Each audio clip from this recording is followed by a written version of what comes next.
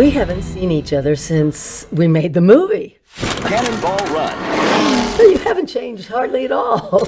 You look great. We both haven't. Fabulous. We're holding up. We're holding up. Not as good as the car, but Oh no, the car is better. I haven't been in it yet, but I'm dying to see it. It was a baby. It was only 2 years old.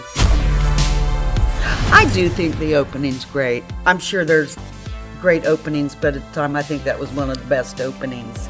Especially with the credits rolling over it. And that the cop car made it, chasing the Lamborghini and the speed. Well, I loved it when you jumped out of the car and did the graffiti on the speed sign. Yeah. I have an image of my foot on a wooden block because I was too short to reach the pedals. And I didn't do a lot of the driving, obviously. We had a wonderful stunt woman to do it. But I did have to drive in, and I had to drive out. Well, I thought it was beautiful. I thought the car was just beautiful. And it still is. We had the best car. Yes, oh, no question. Well, we won the race. Cannonball Run it's the photograph that sells, and it's the car that sells, because so many people bring the model to me. How has the movie impacted American culture? Everyone knows it. Everyone knows the Lamborghini. Everyone knows the two girls in the Lamborghini. Well, We are attached to that.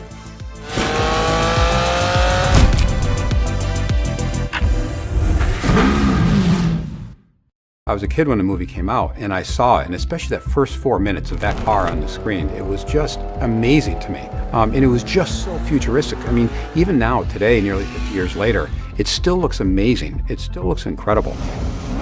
The sound of the car and how it looked. And I remember the opening scene where the car was coming at the camera, and it looked so low and so flat, and so sinister and black. And then the sound of it.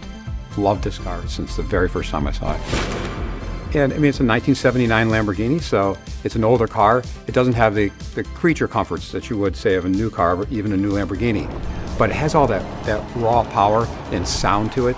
And it's an incredible experience. It's not just driving a car, it's a whole experience with this car. Well, to me, it's always been an important car. And I think everybody in my age group had a picture of the Countach, or a poster of the Countach on their wall growing up. So it's iconic. And the car was inducted as the 30th car in history onto the National Historic Vehicle Registry. So what that means is that Congress of the United States has determined or deemed that this car is important to American history. So one of 30. And I think that says it all about how important this car is to American culture and what it meant to a whole generation of people. I never get used to owning it. I still walk into my garage after nearly 2 decades and I get chills. Sometimes I have to go out and just touch the car to prove to myself it's actually real.